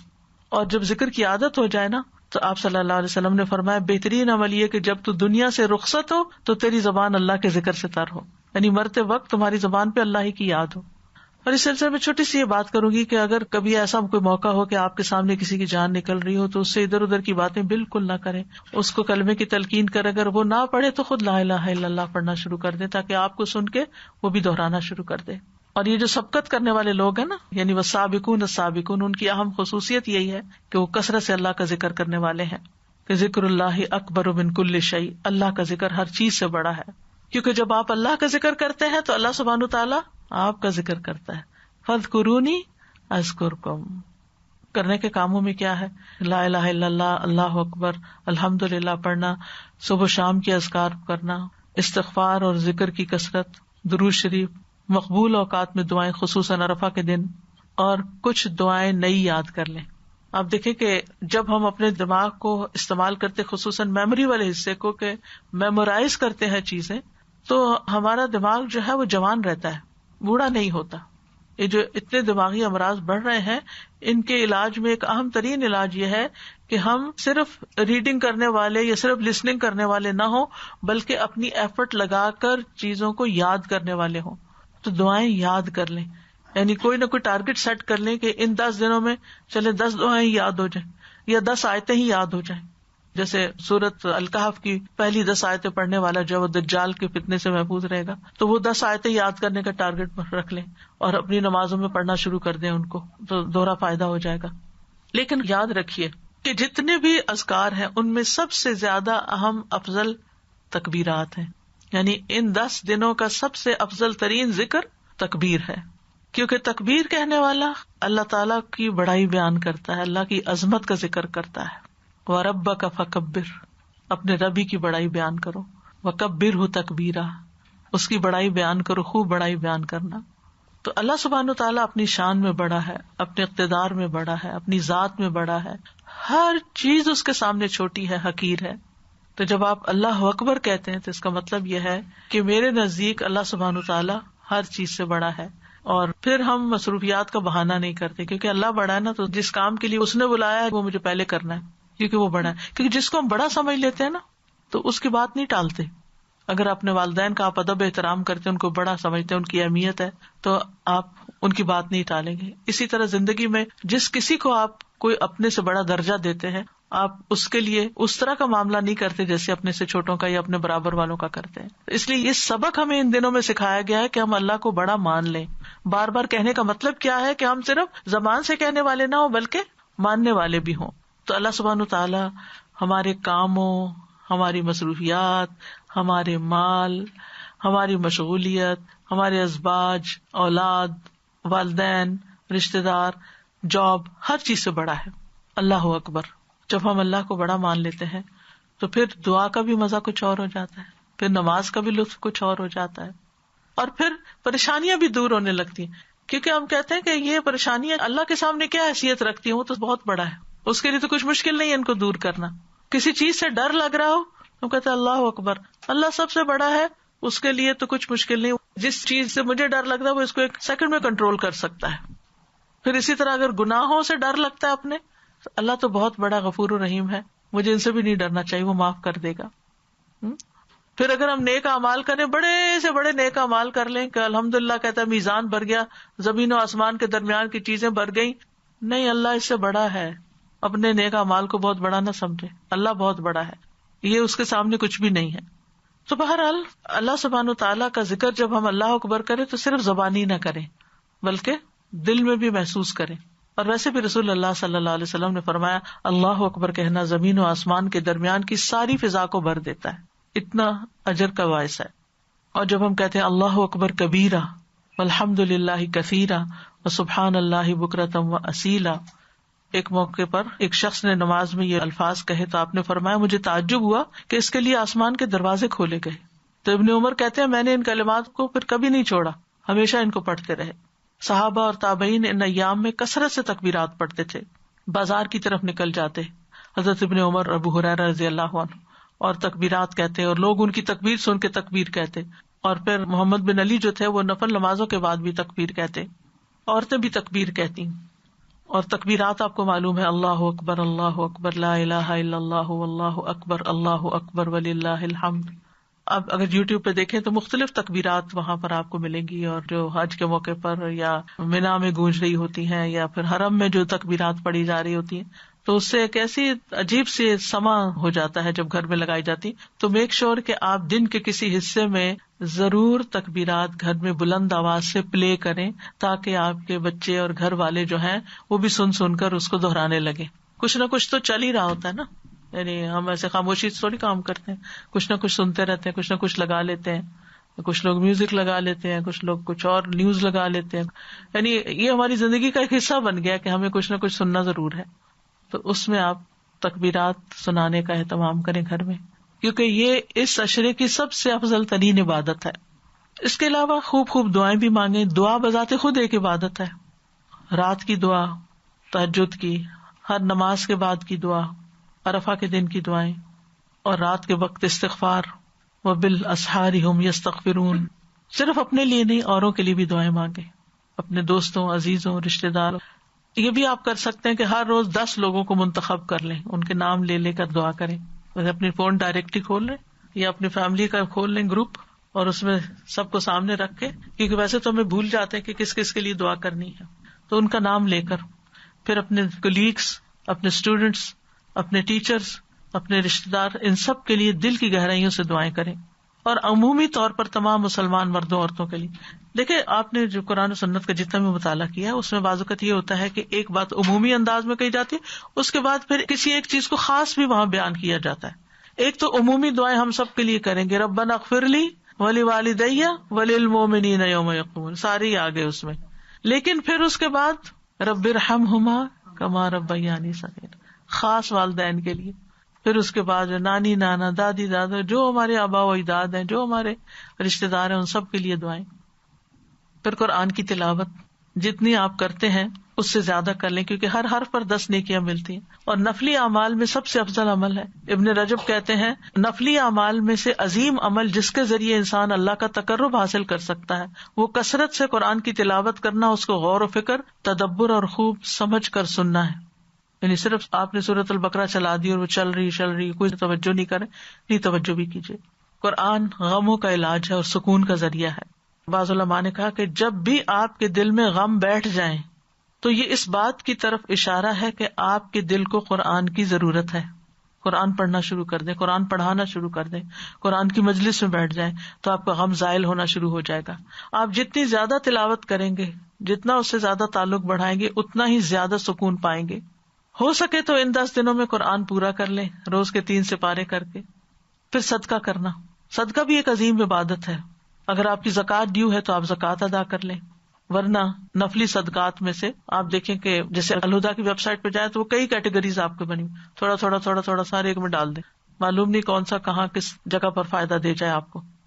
تو بعض اوقات ہم یہ کہتے ہیں ہم تو فلاں جگہ دے چکے ہیں اب اور نہیں, ٹھیک ہے فلاں جگہ پہ دیا تو تھوڑا سا, یعنی آپ کو نہیں معلوم کس جگہ دیا ہوا کتنا بڑھ جائے, کیونکہ صدقہ بری موت سے بچاتا ہے, صدقہ گناہوں کو زائل کر دیتا ہے, صدقہ رب کے غضب کو بجھاتا ہے, صدقہ مال میں برکت اور رزق میں اضافے کا سبب ہے, اور صدقہ کرنے والے کو اللہ تعالیٰ بہترین نعم البدل بھی عطا کرتا ہے, یعنی جو اس نے دیا اس سے بہتر اس کو واپس ملتا ہے. اور ان دنوں میں کیا جانے والا صدقہ باقی دنوں سے زیادہ افضل ہے. تو ان دنوں میں ہر روز صدقہ کریں. ویسے تو زندگی میں عادت ہونی چاہیے روزانہ ہی صدقہ کرنے کی, اور اگر روز آپ کسی مسجد نہیں جا سکتے, کسی غریب کے پاس نہیں جا سکتے, تو گھر میں ہی باکس بنا لیں اور اس میں ہر روز کچھ نہ کچھ ڈالیں. اور اسی طرح صدقہ کائنڈ کی شکل میں بھی ہو سکتا ہے, یعنی کیش کے علاوہ کائنڈ میں بھی ہو سکتا ہے, اور اس میں چاہے آپ ایک کھجور ہی صدقہ کیوں نہ کریں. نبی صلی اللہ علیہ وسلم نے فرمایا جس نے اللہ کی راہ میں کوئی چیز خرچ کی اس کے لیے اس کا 700 گنا لکھا جاتا ہے. پھر اپنے اہل و عیال پر خرچ کریں, اپنے گھر والوں پر, ان کو عید کے کپڑے لے کر دیں, یا ان کو مزید کوئی چیزیں ضرورت کی ہیں. یہ نہیں کہ اگر کپڑے پہلے بھی ہیں تو اور مزید لے کر دیں, مطلب یہ ہے کہ دیکھیں کہ ان کو کس چیز کی ضرورت ہے. بعض اوقات بچے ہر سال بڑے ہو جاتے ہیں, ان کے کپڑے چھوٹے ہو جاتے ہیں, تو ایسے موقع پر اگر لے کر دیتے ہیں تو ان کے لیے خوشی کا باعث بھی ہو جاتا ہے. یعنی سالانہ اگر پلاننگ کر لیں نا انسان کی کہ کچھ رمضان میں کرنا ہے, کچھ ان دنوں میں کرنا ہے. پھر اسی طرح رشتے داروں کو کچھ نہ کچھ گفٹ دے سکتے ہیں آپ. اب یہ آپ کا کام ہے معلوم کرنا کہ میرے رشتے داروں کو بیک ہوم یا یہاں پر یا جہاں بھی کس چیز کی ضرورت ہے. پھر آپ دیکھیں کہ آپ کے والدین کے جو دوست ہیں یا وہ جن کا خیال رکھتے تھے, جب آپ چھوٹے ہوتے تھے تو آپ کو یاد ہوگا آپ کے گھر میں کچھ لوگ کام کرتے تھے یا کچھ لوگ سالانہ کچھ لینے کے لیے آتے تھے, وہ کون لوگ تھے, ان کا پتہ کریں, ان تک کچھ پہنچائیں. نبی صلی اللہ علیہ وسلم نے فرمایا یہ مال و دولت بھی ایک خوشگوار سبزہ ہے. جیسے گرینری کو دیکھ کے انسان خوش ہوتا ہے, مال کو دیکھ کے بھی خوش ہوتا ہے. اور مسلمان کا وہ مال کتنا عمدہ ہے جس میں سے مسکین, یتیم اور مسافر کو دیا جائے. اور پھر کوئی نہ کوئی پسندیدہ چیز بھی اللہ کی راہ میں خرچ کریں, چاہے فوڈ ہو, چاہے کوئی کپڑا ہو, کوئی بھی چیز جو آپ کو اچھی لگتی ہے اس میں سے. اور پھر روزوں کی پلاننگ کریں. نبی صلی اللہ علیہ وسلم نے فرمایا یوم عرفہ کے روزے کے بارے میں اللہ سے امید کرتا ہوں کہ وہ گزشتہ سال اور آئندہ 1 سال کے گناہوں کا کفارہ ہو جائے گا. پھر نبی صلی اللہ علیہ وسلم نے فرمایا جو شخص اللہ کی راہ میں 1 دن کا روزہ رکھے گا اللہ اس کے چہرے کو 70 سال کی مسافت کے برابر آگ سے دور کر دے گا. 70 سال کی مسافت کے برابر. اگر کسی کے قضا روزے رہتے ہیں تو وہ پہلے 8 روزے قضا رکھ لے, اور 9ویں تاریخ کا روزہ جو ہے نا وہ تو خاص روزہ ہے یعنی عرفہ کا, اس دن قضا روزہ ساتھ شامل نہیں کرے, لیکن باقی دنوں میں آپ قضا ساتھ رکھ سکتے ہیں. پھر اسی طرح گناہوں اور نافرمانیوں کے کاموں سے بچنا, اللہ کی حدود کی حفاظت کرنا, کیونکہ یہ حرام مہینوں میں سے تو فلا تظلموا فیہن انفسکم, اپنی جانوں پر ظلم نہ کریں. اللہ کے شاعر کی تعظیم کرنا, نبی صلی اللہ علیہ وسلم کی سنتوں کو زندہ کرنا, روزمرہ کی سنتیں جیسے بسم اللہ پڑھ کے ہر کام شروع کرنا, بیٹھ کر پانی پینا, دائیں طرف سے کام شروع کرنا, سونے سے پہلے وضو کرنا, وضو کے بعد دعا پڑھنا, لباس پہنتے ہوئے دعا پڑھنا, کھانا کھانے کے بعد دعا پڑھنا. یہ چھوٹی چھوٹی سنتیں ہیں جن کی اگر ہمیں عادت نہیں تو ان کی عادت ڈالیں. نبی صلی اللہ علیہ وسلم نے فرمایا میری ساری امت جنت میں جائے گی سوائے ان کے جنہوں نے انکار کیا. صحابہ نے عرض کیا یا رسول اللہ انکار کون کرتا ہے؟ فرمایا جو میری اطاعت کرے گا وہ جنت میں داخل ہوگا, اور جو میری نافرمانی کرے گا اس نے انکار کیا. تو جن کاموں کا آپ صلی اللہ علیہ وسلم نے حکم دیا وہ یہ سوچ کے چھوڑ نہ دے یہ تو حدیث ہے, کوئی فرق نہیں پڑتا, نہ بھی کرے تو نہیں, ان کو بھی کریں. پھر ایک اور اہم بات یہ کہ زبان کی حفاظت کریں, جس سے بڑا ٹائم سیو ہوتا ہے, بہت ٹائم کی بچت ہوتی. فالتو باتوں سے گریز کریں, فالتو میسجز سے گریز کریں, اور خاص طور پر اگر گھر میں کوئی ماحول کے اندر نرمی گرمی آ گئی تو اس موقع پر خاموشی اختیار کریں. تجربے اور مشاہدے کی بات ہے کہ لڑائیاں صرف ان گھروں میں ہوتی ہیں جہاں زبان کا استعمال صحیح نہیں ہوتا, یا شاؤٹنگ ہوتی ہے, اونچی آواز میں بولا جاتا ہے, یا آرگیومنٹ بہت ہوتی ہے, یا گالی گلوچ ہوتی ہے, یا پھر اپنے آپ کو ڈیفینڈ بہت کیا جاتا ہے. یعنی بعض اوقات ایسا ہوتا ہے کہ کوئی گھر میں چھوٹی سی چیز ہی اوپر آپ کے اوپر ناراض ہو جاتا ہے, یہ کیا کیا تم نے, یہاں کیوں رکھ دیا. مثلاً کسی نے میز کے ایج پہ گلاس رکھ دیا اور آپ گزرے اور نیچے گر کے وہ ٹوٹ گیا, تو اسی پہ جھگڑا شروع ہو گیا. کوئی بھی چیز ہو سکتی ہے کہ جس کی وجہ سے گھر کے اندر مثلاً آپ نے کھانا بنایا اس میں نمک زیادہ ہو گیا یا نمک کم ہو گیا, اب جس نے کھایا اس نے کہا یہ کیا بنایا ہے, اب کہا سوری, بات ختم ہو جائے گی. لیکن اگر آپ یہ شروع کر دیں تمہیں نہیں پتا میں نے کتنی محنت سے بنایا اور میں تھک چکی ہوں اور تمہارے پاس سوائے تبصرہ کرنے کے اور کچھ نہیں, کھانا تو کھا لو, نہیں کھانا تو چھوڑو, جاؤ کچھ اور کر لو. ان باتوں کا کیا مقصد ہے؟ یعنی اگر ہم یہ باتیں نہ بھی کریں تو وقت گزر سکتا ہے نا. یعنی آپ صرف سوری کر لیں, ٹھیک ہے آپ سے بھول ہو گئی, یا آپ نے اپنے لحاظ سے ٹھیک ہی بنایا ہوا, دوسرے کے زبان کا ٹیسٹ خراب ہے آج کچھ اور کھا کے تو اس کو ٹھیک نہیں لگ رہا, سوری, ٹھیک ہے آپ کو پسند نہیں آیا, کوئی بات نہیں. کوئی آپ کے کسی کام پہ کریٹیسزم شروع کر دے, یہ اس وقت صاف کرنے کا ٹائم ہے. مطلب آپ کا کیا دل ہوتا ہے کہ جلدی سے رات کو سونے سے پہلے کچن صاف ہوتا ہے کہ صبح جب آئے تو آپ کو ہر چیز آرگنائز ملے. اب کسی کو سونا ہے اور ہو سکتا ہے آپ کا ٹیپ ہی چلاتے ہیں تو اس کی نیند ڈسٹرب ہو رہی ہے یا کچھ, تو کوئی غصہ کر رہا ہے یا کچھ, تو سوری, بس سوری کر کے نکل جائے تو کام ختم ہو جائے گا, یعنی معاملہ آگے نہیں بڑھے گا. لیکن اگر آپ نے اچھا ٹھیک ہے پھر آپ خود کر لیں, یعنی ہم کچھ نہ کچھ ایسا جواب آگے سے دیتے ہیں کہ دوسرا شخص جل جائے. جب آپ نے دوسرے کا غصہ بھڑکا دیا تو پھر اب آپ سننے کے لیے بھی تیار رہیں, اور پھر اگر آپ کا بھی بھڑک اٹھا تو پھر آپ دیکھیں بازو کا نتیجہ کہاں تک جا پہنچتا ہے. آپ یقین کریں شیطان چھوٹی سی چنگاری لگاتا ہے اور طلاق تک جا نوبت پہنچتی ہے, کیونکہ مرد حضرات طلاق سے نیچے پھر کوئی بات نہیں کرتے, ان کی ایگو اتنی بڑی ہو جاتی ہے کہ عورت نے ہمیں کچھ کہہ دیا, بیوی نے کچھ کہہ دیا, سب کے سن آئیں گے, ایک بیوی کے نہیں سن سکتے. تو اس لیے گھروں کی فضا کو آپ نے اچھا رکھنا تاکہ آپ کا عبادت میں دل لگے. ورنہ کیا ہوتا ہے ایسی باتیں اگر ہم کر آتے ہیں نا تو عبادت بھی مزے کی نہیں رہتی, عبادت بھی نہیں ہوتی. اور شیطان بھی رمضان میں بھی آپ دیکھیں شیطان اللہ کے بندہ ہمارا نفس اتنا بھڑک رہا ہوتا ہے, اور جب نیکی کا کوئی موقع ہوتا ہے نا تو شیطان شاید آپ کو نیکی سے نہ روکے لیکن اس سے پہلے کوئی ماحول ایسا خراب کر دے کہ جس کی وجہ سے آپ نیکی کر بھی رہے ہو تو آپ کا دل ہی نہ لگے اس میں. تو زبان کی حفاظت جو ہے نبی صلی اللہ علیہ وسلم نے فرمایا خوشخبری ہے اس کے لیے جس نے اپنی زبان پہ قابو پا لیا, اس کے لیے خوشخبری ہے, گڈ نیوز, سارے مشکلیں ختم, اور اس کے گھر نے اسے کشادگی اور گنجائش دی, یعنی اس کا گھر اس کے لیے کھلا ہو گیا. زبان پہ قابو ہوگا تو گھر کی خوشی خوشی نظر آئے گی نا آپ کو, اور وہ اپنے گناہ پہ رویا کہ میری کیا غلطی تھی. پھر اوقات کی حفاظت, نیکیاں اس وقت تک ہو نہیں سکتی جب تک آپ بیکار غیر ضروری لغو لہو کاموں سے نہیں بچتے. لہٰذا ان سے بچیے. نیند میں بھی اپنا وقت زیادہ ضائع نہ کریں, نیند کے اوقات بھی درست کریں. ادھر ادھر کی باتیں, ادھر ادھر کے چیزیں دیکھنا, سوشل نیٹ ورکس پہ بیٹھنا, سوشل میڈیا پہ اپنا وقت ضائع کرنا, تو یاد رکھیے ان دنوں کا نعم البدل کوئی نہیں ہے کہ آپ کو پھر سال کے اور دن نہیں ایسے ملیں گے جن میں یہ کام آپ کریں. تو قد افلح المؤمنون الذین هم فی صلاتهم خاشعون والذین هم عن اللغو معرضون. یقیناً کامیاب ہو گئے وہ مومن جو اپنی نماز میں عاجزی کرتے ہیں اور وہ جو لغو کاموں سے منہ موڑتے ہیں, بیکار چیزوں سے بچتے ہیں. حدیث میں آتا ہے من حسن اسلام المرء ترکہ ما لا یعنیہ, انسان کے اسلام کی خوبی یہ ہے کہ وہ بے فائدہ چیزوں کو چھوڑ دے. اور پھر 10 ذی الحجہ کا خاص عمل قربانی ہے.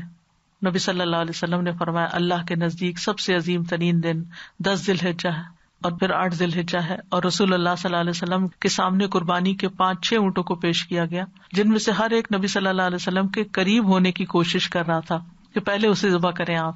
اور قربانی کا لفظ قرب سے ہے, یعنی قربانی کا فلسفہ کیا ہے کہ اللہ کی خاطر خون بہا کر اللہ کا شکر ادا کرتے ہوئے اللہ کے قریب ہونا. اور یہ نبی صلی اللہ علیہ وسلم کی سنت ہے. آپ نے اپنی امت کو تاکید کی کہ اے لوگوں ہر سال ہر گھر والوں پر قربانی ہے. اس میں یہ نہیں کہا جس کے پاس اتنا مال, یعنی جس کے پاس وسعت ہو, اور ایک قربانی سارے گھر والوں کی طرف سے کافی ہو جاتی ہے. امامہ بن سہل کہتے ہیں ہم مدینہ منورہ میں قربانی کے جانور کو کھلا پھلا کر فربہ کیا کرتے تھے, اور عام مسلمان بھی قربانی کے جانور کو اسی طرح یعنی کہ اس کو خوب صحت مند کرتے تھے. اور نبی صلی اللہ علیہ وسلم نے یہ بھی فرمایا تمہارا قربانی کرنا یہ تمہارے لیے تمہارے رب کے پاس ذخیرہ کر دی جاتی ہے, اور جو قربانی کی استطاعت نہیں رکھتا وہ بھی قربانی کا اجر پا سکتا ہے. کیسے؟ سیدنا عبداللہ بن عمرو بن العاص سے روایت ہے یقیناً نبی صلی اللہ علیہ وسلم نے ارشاد فرمایا مجھے یوم الاضحیٰ کو عید کا حکم دیا گیا ہے, اسے اللہ تعالیٰ نے اس امت کے لیے مقرر کیا ہے. ایک آدمی نے کہا مجھے یہ بتائیں کہ اگر میں قربانی کے لیے دودھ دینے والی بکری کے سوا کچھ نہ پاؤں تو کیا اس کی قربانی کر دوں؟ آپ نے فرمایا نہیں, کیونکہ گھر میں اسی سے دودھ پیتے ہو, اس کو بھی کر دیا تو باقی کیا بچے گا. لیکن تم اپنے بال ناخن تراش لینا یعنی عید کے دن, اور اپنی مونچھیں کاٹ لینا, اور اپنے انڈر لیگز بال کو مونڈ دینا, اللہ کے ہاں یہ تیری پوری قربانی شمار ہوگی. ٹھیک ہے, یعنی جو قربانی نہیں کر سکتے عید والے دن خاص طور پر اپنے ناخن بال اپنی پورے جسم کی صفائی وہ اگر کر لیں تو ان کو بھی قربانی کا ثواب ہو جائے گا. ٹھیک ہے, ان کے لیے ضروری نہیں کہ 9 دن بھی نہ کاٹیں, لیکن یہ کہ 10ویں دن قربانی کے دن یہ عمل جو ہے یہ مسنون عمل ہے, یعنی یہ ثواب کا قد ہے. امید ہے سمجھ آ گئی ہوگی. یہ عشرے کی بات نہیں ہو رہی, 10 تاریخ کی بات ہو رہی ہے. مطلب یہ ہے کہ جس نے قربانی نہ کرنی ہو یا نہ کر سکتا ہو وہ عید والے دن اپنے بال اور ناخن وغیرہ تراش لے تو اس کو بھی پوری قربانی کا ثواب مل جائے گا, کسی کو بھی محروم نہیں رکھا. کتنا آسان ہے. آپ اپنے بچوں کو اپنے آس پاس اور لوگوں کو یہ خوشخبری سنا سکتے ہیں. تو ذی الحجہ کا جب چاند نظر آ جائے تو پہلے چاند دیکھ کر دعا پڑھیں, پھر چاند نظر آنے کے بعد تکبیرات شروع کر دیں. یعنی اگر آج شام شروع ہو جاتا ہے تو شام سے ہی تکبیرات کثرت کرتے ہیں. اللہ اکبر لا الہ الا اللہ واللہ اکبر اللہ اکبر وللہ الحمد. اور جب بھی کوئی تلبیہ کہنے والا تلبیہ پڑھتا ہے تو اسے خوشخبری دی جاتی ہے, اور جب بھی کوئی تکبیر کہنے والا اللہ اکبر کہتا ہے تو اس کو خوشخبری دی جاتی ہے. یعنی جب آپ تکبیر پڑھیں گے اللہ اکبر کریں گے تو آپ کو خوشخبری دی جائے گی. کہا گیا جنت کی؟ فرمایا ہاں, یعنی ان دنوں میں یا ویسے بھی تکبیرات پڑھنے کا اتنا بڑا اجر ہے. ٹھیک ہے, تو اللہ سبحانہ وتعالی ہمیں ان سنتوں پر عمل کرنے کی توفیق عطا فرمائے. یعنی اگر ہم کچھ بھی نہیں کر سکتے تو ایٹ لیسٹ یہ جو آخر میں نے چند ایک سمپل کام بتائے تو سبھی کر سکتے. کچھ نہ کچھ ہمیں اہتمام ضرور کرنا چاہیے. آپ جب یہ منتھ شروع ہوتا ہے عشرہ شروع ہونے سے پہلے ہی آپ اپنے ہیئر اینڈ نیلز وغیرہ کٹ کر لیں, اور پھر پورے 10 days آپ نہیں کر سکتے. جس نے قربانی کرنی ہے جی وہ تو ایسا ہی کرے گا کہ ان 10 دنوں میں اپنے ناخن اور بال وغیرہ کچھ نہیں کاٹے گا. لیکن جو قربانی نہیں کر رہا اس کے لیے یہ پابندی نہیں ہے. ٹھیک ہے. اب جس طرح ہم لوگ بیک ہوم قربانی کرتے ہیں, اور اگر یہاں پر 10th کو عید ہے اور وہاں پر لیٹس سے 12th کو عید ہے, 12th کو ہماری قربانی ہو رہی ہے, تو ہم ویٹ کریں گے 12th تک کا؟ آپ اپنی عید کی نماز پڑھ کے کر سکتے ہیں جو کرنا چاہتے ہیں. ہمیں قربانی کا ویٹ نہیں کرنا. قربانی کا ویٹ نہیں, کیونکہ نبی صلی اللہ علیہ وسلم نے جب منا میں کچھ لوگوں نے پہلے قربانی کر لی اور کچھ نے بعد میں کی, کچھ نے پہلے بال کاٹ لیے قربانی سے پہلے, تو آپ نے اس کی اجازت دی. یہاں بھی اگر قربانی کر رہے ہیں نا تو نماز کے بعد اپنے بال ناخن وغیرہ سب کچھ کر سکتے ہیں. جی قربانی کو ویٹ نہیں کرنا. اگر کر لے تو افضل ہے, لیکن اگر نہیں تو اس طرح بھی ٹھیک ہے. ہمیں پتہ ہی نہیں ہوتا کس وقت ہوئی. جی ہاں, تو آپ اس کر سکتے ہیں. جی نماز کے بعد آپ اس پابندی سے نکل آتے ہیں.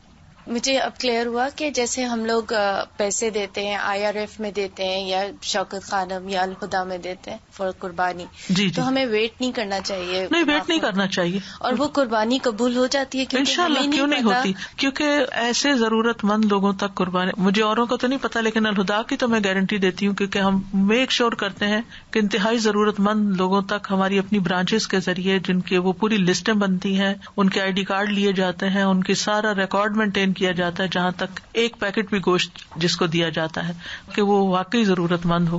اور کچھ جگہ ایسی ہیں بلیو می کہ جہاں سال میں صرف ایک دفعہ گوشت پہنچتا ہے اینڈ دیٹس اٹ, کہ ان کے پاس کوئی سکت نہیں. اسی لیے میں بہت حریص ہوتی ہوں کہ ہم تو سارا سال ہی گوشت کھاتے رہتے ہیں, تو کم از کم تھوڑی سی اس میں ایفرٹ لگتی ہے نا. دیکھیں جو لوگ قربانی اس وقت کر کے بانٹ رہے ہوتے ہیں, ان کی اپنی عید کوئی نہیں ہوتی, وہ بےچارے انہیں کی خدمت میں لگے ہوئے ہوتے ہیں. تو اپنی قربانی کے بعد دوسروں تک قربانی کا گوشت پہنچتا ہے تو وہ ہو جاتی ہے انسان. اچھا, اب جیسے میرے والدین اب دنیا میں نہیں رہے, اللہ انہیں جنت نصیب کرے, تو ان کے لیے میں قربانی کر سکتی ہوں؟ اپنی قربانی میں ہی آپ شریک کر لیں ان کو بھی, ان کا ثواب. جی, ان کا علیحدہ علیحدہ نہیں, اپنی قربانی میں زندہ مردہ سب رشتے داروں کو شامل کر سکتے, ہو سکتا ہے. اور جتنے مرضی ایڈ کر لیں, کوئی مسئلہ نہیں. جی کر لیں, بے شک کوئی مسئلہ نہیں. اوکے. اور آپ بھی ایک سے زیادہ قربانیاں بھی کر سکتے ہیں, یعنی اپنی طرف سے, جیسے نبی صلی اللہ علیہ وسلم نے حجۃ الوداع کے موقع پر 100 اونٹ قربان کیے. اور کوئی بھی یعنی ضروری نہیں ہے, ایک تو منیمم ہے, اگر ایک سے زیادہ کرنا چاہیں تو. مطلب میں یہ لالچ نہیں کروں کہ یہ میرے ابو الگ الگ کرنے کی ضرورت نہیں, ابو کے لیے یا امی کے لیے, جو بھی کریں ان سب میں ان کو بھی شامل کر لیں. استاذہ جی, یہ تو کلیریفائی ہو گیا جو فوت شدہ رشتے دار ہے. اب مجھے یہ پتا نہیں ہوتا کہ میری بیٹی نے کی کہ نہیں کی, تو پھر میں اس کے زندہ کو بھی شامل کر سکتے ہیں, جو گھر کے لوگ ہیں, اپنی بچے ہیں, ان سب کو اس میں شامل کر سکتے ہیں. لیکن اگر بیٹی بڑی ہے تو اس کو بتانا چاہیے کہ وہ کرے, اگر وہ صاحب استطاعت ہے تو. جی استاذہ جی, بس اسی سے ریلیٹڈ کلیریفیکیشن تھی. جیسے حیات فیملی ممبرز ہوتے ہیں, تو جو ہیڈ آف فیملی ہے وہ ایک قربانی کرا, تو اس کے لیے ضروری ہے کہ وہ اپنی نیت میں شامل کرے کہ میں اپنے بیوی بچوں کے لیے بھی کر رہا ہوں, یا گھر والوں کی طرف سے کرے, وہ اس کو نیت کرنی پڑے. جی ہاں, اپنی بیوی کی طرف سے, اپنے بچوں کی طرف سے بھی. کچھ لوگ کہتے ہیں صدقہ بتا کے دینا چاہیے, کہ آپ اپنے غریب رشتے داروں کو صدقہ بتا کے دیں تو مشکل ہوتا ہے, تو صدقے کی وضاحت کرتے ہیں. اصل میں اسلام میں صدقے کی بہت وسعت ہے. صدقہ مال کا بھی ہے, صدقہ وقت کا بھی ہے, صدقہ علم کا بھی ہے, صدقہ کیش کا بھی ہے, کائنڈ کا بھی ہے. تو بتانے کی کسی کو کوئی ضرورت نہیں ہے. ہر نیکی, حدیث میں آتا ہے کل معروف ان صدقہ, تمہارا اپنے بھائی کے ڈول میں پانی ڈال دینا, مثلاً کسی کے پانی پی رہے آپ جگ پور کر دیتے ہیں سب کا, یہ بھی آپ کی طرف سے صدقہ ہو جاتا ہے. ٹھیک ہے. استاذہ, اور ایک چیز پوچھنا چاہ رہی تھی, جو یہ ناخن اور بال کاٹنے کی ممانعت ہے, تو یہ مکروہ ہے یا حرام ہے؟ اگر کوئی کاٹ لیتے ہیں بھول کے تو کچھ بھی ہو سکتا ہے, اگر جان بوجھ کر کوئی اس کا فدیہ نہیں ہے, بس مستحب ہے نا, آپ نے ایک نیکی کا موقع گنوا دیا. ایک گائے میں 7 حصے ہوتے بولتے ہیں, تو اس میں بھی آپ اتنے حصے ایڈ کر سکتے کیا؟ جی ہاں, ایک گائے میں 7 حصے ہے, تو آپ پوری گائے بھی کر سکتے ہیں. پوری گائے کر رہے ہیں, لیکن ہم اور ایڈیشنل ایڈ کر سکتے کیا؟ اونلی 7 پیپل, یا آپ یہ کہنا ہے only 7 people? Then how can آپ بول رہے ہیں کہ بھائی اگر ایک قربانی دے رہے ہیں تو یو کین ایڈ پیپل؟ نہیں, اس کے ثواب میں سب کو شریک کر سکتے ہیں, لیکن اگر کوئی انڈیپینڈنٹلی 7 لوگ قربانی کرنا چاہتے ہیں تو وہ 7 ایک گائے میں بھی شریک ہو سکتے ہیں, جو انڈیپینڈنٹ قربانی کرنے والے ہیں. جی. لیکن اگر آپ نے ایک حصہ لیا اور ایک حصے میں اپنے سب گھر والوں کو شامل کر لیا تو وہ ہو سکتے ہیں, وہ بھی ہو سکتے, ان کو ثواب ملے گا. استاذہ, امت کی طرف سے اگر ہم کر دیتے ہیں تو وہ پھر سارے ہی شامل ہو جائیں گے نا؟ جی, نیت کر لیں کہ اللہ تعالیٰ سب کو ثواب پہنچا دے انشاءاللہ. قربانی کا گوشت آپ بھی کھائیں, کیا یہ ضروری ہے؟ نبی صلی اللہ علیہ وسلم نے جب 100 قربانیاں کی تھیں تو آپ نے ہر اونٹ کا ایک ایک ٹکڑا لیا تھا اور وہ ایک جگہ پر پکایا گیا, آپ نے اس کا شوربہ کیا اور اس کا گوشت بھی کھایا. اس سے یہ پتہ چلتا ہے کہ قربانی کے گوشت میں سے خود بھی کھانا چاہیے. قرآن مجید میں آتا ہے کلوا منہا وأطعموا البائس الفقیر, اس میں سے خود بھی کھاؤ اور محتاج فقیر کو بھی کھلاؤ. تو افضل ہے, پسندیدہ ہے کہ خود کھایا جائے, لیکن اگر کسی کو گوشت سے الرجی ہے نہیں کھانا چاہتا تو اور بات ہے. السلام علیکم ورحمۃ اللہ. آن لائن کوشچن ہے کہ اگر ان میرڈ لڑکی اپنی جاب کر رہی ہے تو وہ اس میں سے قربانی کر سکتی ہے اپنی الگ سے؟ بالکل کر سکتی ہے. اگر وہ کرنا چاہے تو وہ خود کرے، بہت اچھی بات ہے. لیکن اگر وہ نہیں کرنا چاہتی تو اس کے والد جو کر رہے ہیں اس میں اس کو بھی شریک کر سکتے ہیں. ایک اور کوشچن کا یہ ہے کہ اگر ہسبینڈ حج پہ ہے تو وائف نہیں حج پہ، تو وہ ہسبینڈ تو حج پہ جو قربانی کریں گی تو وہ پوری فیملی کی طرف سے ہوگی یا وائف؟ نہیں، حج کی قربانی صرف حاجی کے لیے ہوگی. حج کی قربانی کو ہدی کہا جاتا ہے، اس کا نام بھی فرق ہے. اور جو بیک ہوم کرتے ہیں وہ اضحیہ کہلاتی ہے. عید الاضحیٰ اسی سے ہے، اس کو اضحیہ کہتے ہیں. اضحیہ میں شریک کر سکتے ہیں لیکن اس میں نہیں کسی کو شریک کر سکتے. ہدی میں، ہدی صرف حج کرنے والے کی طرف سے ہی ہوگی. اگر دو میاں بیوی حج کر رہے ہیں تو 2 قربانیاں کرنی ہوگی ان کو. اور ایک ہی موقع پر آپ اضحیہ بھی کر سکتے ہیں اور ہدی بھی کر سکتے ہیں. یعنی اگر آپ حج کرنے کے لیے گئے ہیں تو آپ وہاں پر اپنی حج کی قربانی بھی کر لیں جو شکرانے کے طور پر وہاں، اور بیک ہوم بھی اپنی عید کی قربانی کر سکتے ہیں. کیا نان مسلمس کو دے سکتے ہیں گوشت؟ قربانی کا گوشت کسی کو بھی دے سکتے ہیں، کیونکہ قرآن مجید میں تھا اطعموا البائس الفقیر. کوئی بھی ضرورت مند ہو، کوئی بھی آپ کے ہمسائے ہو، کسی کو بھی دے سکتے ہیں. آپ نے فرمایا کہ جیسے چاند دیکھ کے دعا کے بعد ہم نے تکبیرات شروع کر دینا ہے، تو وہ پریورٹی پہ ہے. جب باقی اذکار ہم کرتے ہیں تو کیا ان کو ہم باقی اذکار اپنے وقت پر کرتے رہیں؟ اچھا، جیسے کھانا کھانے لگے ہیں یا پانی پی رہے ہیں، بسم اللہ پڑھ رہے ہیں، کھانا کھانے کے بعد کی دعا، صبح شام کی دعا، تسبیحات جو ڈیلی پڑھیں، لیکن یہ ایڈ کر لیں، ایڈڈ اس کو وظیفہ بنائیں. استاذہ، آپ نے کہا کہ قربانی کا گوشت خود بھی کھانا افضل ہے اور مستحب ہے، تو جب ہم بھجوا دیتے ہیں پاکستان میں کرتے ہیں زیادہ تر یا سیریا، تو پھر ہم تو نہیں کھا پاتے، تو اس طرح ہماری ایک سنت پھر رہ جاتی ہے کیا؟ ضرورت کے مطابق. یہ بھی ہوتا ہے نا کہ آپ کے گھر میں سے جیسے 2 قربانیاں ہو رہی ہیں، ایک یہاں ہو گئی ایک وہاں ہو گئی، تو اس صورت میں جو یہاں ہو رہی ہے اس میں آپ خود کھا لیں، اور جو بھیج دی ہے. جیسے گھر میں ریلیٹیو میں سے کسی ایک نے یہاں کر لی اور ایک گھرانے نے وہاں کر لی، جو اس نے یہاں کی وہ سب مل کے یہاں کھا رہے ہیں، تو ایسے بھی ہو سکتا ہے. یعنی ضروری نہیں کہ آپ اپنی ہی قربانی میں سے کھائیں، آپ کسی بھی قربانی سے کھا سکتے ہیں. اللہ سبحانہ وتعالی ہم سب سے قبول کرے. وآخر دعوانا ان الحمد للہ رب العالمین. سبحانک اللہم وبحمدک، اشہد ان لا الہ الا انت، استغفرک واتوب الیک. السلام علیکم ورحمۃ اللہ وبرکاتہ.